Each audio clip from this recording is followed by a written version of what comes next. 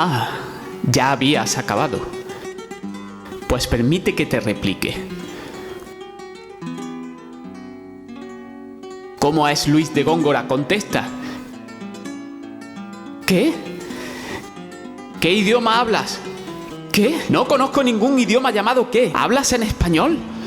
¿Qué? ¿Español, cabronazo? ¿Sabes hablarlo? Sí. Entonces, sí. ¿Entiendes lo que te digo? Descríbeme la poesía de Góngora. ¿Cómo es? ¿Qué? ¿Yo? Di que una vez más. Di que una vez más. Te reto 2 veces, cabronazo. Di que una vez más. Sigue. Cultista. ¿Dirías que es demasiado oscuro? ¿Qué? ¡Ah! Que si dirías que es demasiado oscuro. No. Entonces, ¿por qué no lo andas diciendo por ahí? Sí lo hiciste, Brett. Dijiste que era demasiado oscuro. Era del año la estación florida, en que el mentido robador de Europa, media luna las armas de su frente y el sol todos los rayos de su pelo, luciente honor del cielo en campo de zafiros paz estrella. Cuando el que ministrar podía la copa a Júpiter mejor que el garzón de ida, náufrago y desdiñado sobre ausente, lagrimosas de amor dulces querellas da al mar, el mísero gemido segundo de Arión dulce instrumento.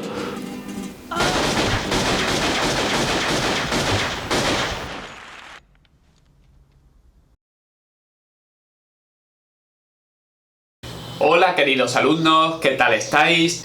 Hoy vamos con el tercer vídeo dedicado a Jorge Manrique y las coplas a la muerte de su padre, de una serie de 4.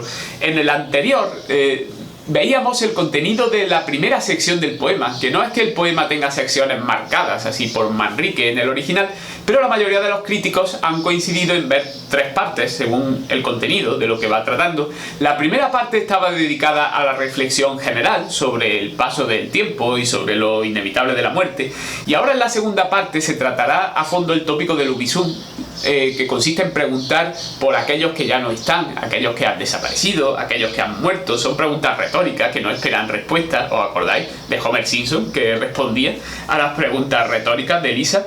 Bien, a través de ejemplos del pasado reciente, Manrique lo que intentará es ilustrar este hecho, el hecho de que en realidad todas las hazañas humanas, todo lo que hacemos y nosotros mismos, pues estamos destinados a desaparecer algún día. Por cierto, recordad lo que os dije sobre la clave de la estructura del poema. Recordad que tenía 3 partes, esta base, la reflexión general sobre el paso del tiempo, luego esta parte de aquí, el Ubisum, los ejemplos, ¿no?, que ilustran esta verdad de la primera parte, y luego en la cúspide de la pirámide, y esto es lo interesante, está lo que ha sido anunciado desde el título, que es el elogio del padre, que aparezca el padre de Jorge Manrique, que era Rodrigo Manrique, y veamos pues sus cualidades, y se nos narra, por ejemplo, también de manera bastante idealizada su muerte como perfecto caballero cristiano. Y de alguna manera esto me recuerda a esa obra maravillosa y divertidísima de Eugene Ionesco, que es La cantante calva, que cuando ya el público ha perdido prácticamente la esperanza de recibir una explicación de por qué la obra tiene ese título tan curioso, La cantante calva, de pronto un personaje dice, bueno, ¿y la cantante calva? Y otro personaje le responde, pues peinándose, como siempre, pues igual aquí, ¿no? Aunque el título nos anuncia que va a aparecer el padre de Manrique, pero tenemos que esperar a la estrofa 25 a que realmente lo haga. Pero cuando lo hace, está en la cúspide de la pirámide, es decir, le han dado el puesto de honor de ese monumento funerario hecho con palabras, hecho con versos, que es la obra de Jorge Manrique. Bien, la segunda parte de la pirámide, después de que la primera ya diera esa bofetada que veíamos en esa imagen en movimiento del despertador, esa bofetada al alma del lector, que está distraída por las cosas del mundo, que está distraída por preocupaciones, por ambiciones. Después de que le haya dicho eso de recuerde el alma dormida, avive el seso y despierte contemplando cómo se pasa la vida, pues ahora, por si no se ha despertado del todo, recibe un segundo jarro de agua fría en forma de ejemplos que ilustran esa verdad sin ningún tipo de paliativo, que todo lo humano pues está destinado a perecer algún día, tanto sus obras como el propio ser humano. Recordemos que estamos en el siglo XV, ese primer renacimiento o prerrenacimiento. La lectura de los clásicos se está convirtiendo en parte integral de la educación del hombre culto, pero Manrique en este caso anuncia de manera explícita que no va a poner ejemplos de la antigüedad, de la antigua Grecia y Roma, sino que le dice al lector, vengamos a lo de ayer. Quiere ponerle ejemplos al lector de su época que le impresionen especialmente, hablando de personajes de los que ha oído hablar a lo mejor a sus padres o los ha visto él mismo en su gloria y luego pues ha visto también pues su caída o en desgracia o su muerte. Claro está que nosotros no somos esos primeros lectores de la obra, pero por otro lado vamos a tener la ventaja de que estas estrofas nos van a proporcionar una especie de ventana del tiempo por la que asomarnos y ver parte de la vida del siglo XV. Dejemos a los troyanos, que sus males no los vimos, ni sus glorias. Dejemos a los romanos, aunque oímos y leímos sus historias. No curemos de saber lo de aquel siglo pasado, qué fue de ello. Vengamos a lo de ayer, que también es olvidado como aquello. ¿Veis? Sobre romanos y troyanos, pues Manrique dice que no va a decir nada, pese a que sería perfectamente entendido por el público culto de su época. Él entiende que escribe para ese público culto, que no escribe pues, para campesinos, que son analfabetos en esa época y no lo van a poder entender. Bien, los invita más bien a acercarse al mundo de lo de ayer, al pasado reciente, con personajes que ellos mismos quizá han visto en su gloria, en sus mejores momentos, o incluso pues se lo ha contado sus padres, y luego pues han visto su caída y han visto cómo ha desaparecido su poder. En las siguientes estrofas ya se lanza directamente a las preguntas retóricas del Ubisum. En algunas nombra a personajes concretos de la época, personajes muy conocidos que tuvieron gran poder, especialmente reyes y nobles, destacando siempre cómo el tiempo, cómo la muerte, pues deshizo pues todos sus logros, toda su fortuna, todo su poder. Por ejemplo, en esta estrofa, Jorge Manrique alude a Álvaro de Luna, valido del rey Juan II de Castilla, que acumuló gran poder en su vida y que, claro, todo el que acumula un poder como el suyo, pues acaba sufriendo envidias y rencillas. Finalmente perdió el favor del rey y fue ejecutado. Algo que a Manrique, que en ese momento era un adolescente con 12, 13 o 14 años, no sabemos tampoco con exactitud la fecha de nacimiento, pues debió impresionarle mucho y quedó grabado en su memoria y nos lo cuenta así. Pues aquel gran condestable, maestre que conocimos tan privado, no cumple que de él se hable, sino solo que lo vimos degollado. Sus infinitos tesoros, sus villas y sus lugares, su mandar, ¿qué le fueron sino lloros? ¿Qué fueron sino pesares al dejar? Otras estrofas, sin nombrar a nadie en concreto, se preguntan, por ejemplo, ¿dónde están aquellos galanes que intentaban enamorar a las mujeres? ¿Dónde están esas mujeres que se vestían y se perfumaban tan bien para ser las más atractivas, para ser las más hermosas? Por ejemplo, en esta estrofa, en la que, por cierto, está el nombre, de ahí deriva el nombre del maravilloso grupo que os recomendé en un vídeo anterior, un grupo de música antigua que se llama Aquel Trobar, todos los discos son magníficos, pues nos retrata, nos hace una especie de imagen de las fiestas del siglo XV y de cómo se divertían esos jóvenes. ¿Qué se hicieron las damas, sus tocados, sus vestidos, sus olores? ¿Qué se hicieron las llamas de los fuegos encendidos de amadores? ¿Qué se hizo aquel trobar, las músicas acordadas que tañían? ¿Qué se hizo aquel danzar, aquellas ropas chapadas que traían? Bien, no hay respuesta, ¿no? Después de cada una de las preguntas hay un silencio atronador. En la tercera sección, por fin, Manrique introduce a la figura de su padre.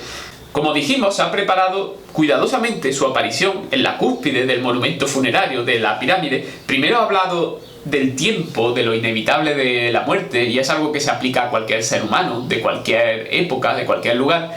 Luego nos lo ha ejemplificado con personajes de la época, que bueno, claro, ya no es nuestra época, pero podemos pensar en otros equivalentes, ¿vale? Donde dice Álvaro de Luna, pues podría ser Dominique Strauss-Kahn, ese gran hombre.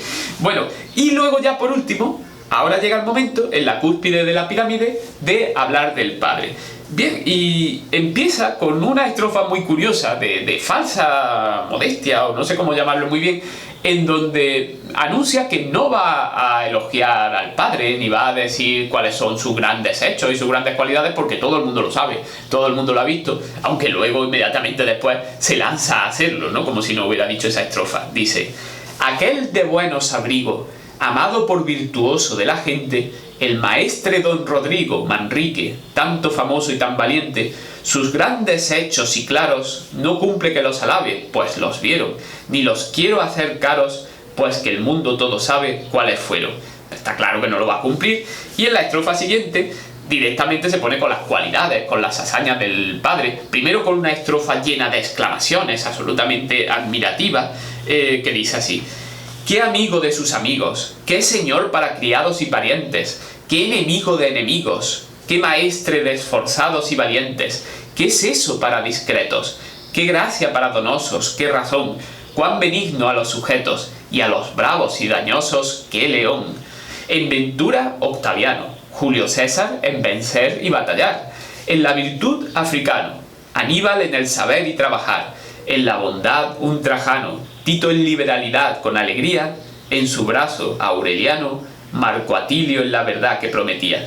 ¿Veis? En esta segunda estrofa vuelve a verse el tema ese del gusto por lo clásico, aunque había renunciado a los ejemplos de los troyanos y de los romanos, como dice él, pero ahora compara cada cualidad del padre con un personaje de la antigüedad clásica que se ha convertido un poco en símbolo de esa cualidad, ¿no? Así, por ejemplo, habla que luchaba como Julio César, o que tenía, por ejemplo, la liberalidad, la generosidad del emperador Tito.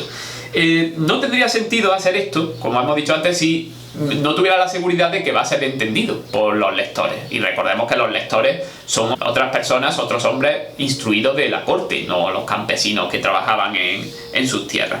Y llegamos finalmente a la narración de la muerte del padre, esa narración que, como he dicho varias veces, es idealizada. Aquí entra, junto a la fortuna, que fue el otro gran personaje alegórico del poema, pues la muerte. Pero la muerte, además, que va a hablar directamente, va a conversar con el padre, como dije también en el otro vídeo, muy amablemente. Parece que incluso pues se invitan a un café y charlan un rato, porque desde el principio muestra un gran respeto por el padre del poeta y le habla así: después de puesta la vida tantas veces por su ley al tablero, después de tan bien servida la corona de su rey verdadero, después de tanta hazaña a que no puede bastar cuenta cierta, en la subilla de Ocaña vino la muerte a llamar a su puerta, diciendo: buen caballero, dejad el mundo engañoso y su halago, vuestro corazón de acero muestre su esfuerzo famoso en este trago, y pues de vida y salud hicisteis tan poca cuenta por la fama, esfuércese la virtud por sufrir esta afrenta que os llama. No se os haga tan amarga la batalla temerosa que esperáis, pues otra vida más larga, de fama tan gloriosa, acá dejáis, aunque esta vida de honor tampoco no es eternal ni verdadera, mas con todo es muy mejor que la vida terrenal perecedera. Cuidado, que aquí hay un concepto muy de la época que nos puede resultar bastante lejano, como lectores del siglo XXI. Hay tres vidas. La vida inferior es la vida terrenal, la vida normal que todos vivimos. Esa es perecedera, pasa rápido y no deja rastro. Después hay una segunda vida en importancia, que es la vida de la gloria, de la memoria de nuestras hazañas, de esa memoria que dejamos en el mundo si hemos sido alguien importante, y él considera que su padre fue importante.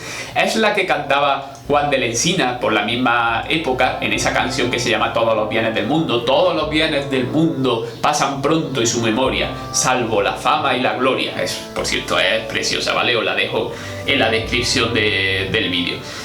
Pues bien, pues por encima de ellas está la mejor de todas, la vida eternal, que nos ganamos pues con la religión, y es la vida en el cielo, y es así que no pasa, porque incluso la otra, aunque dure más, la vida del honor y de la gloria, pero también acaba pasando. ¿Y cómo se consigue ese billete al cielo? Pues veréis, queridos amigos, la muerte es bien clara.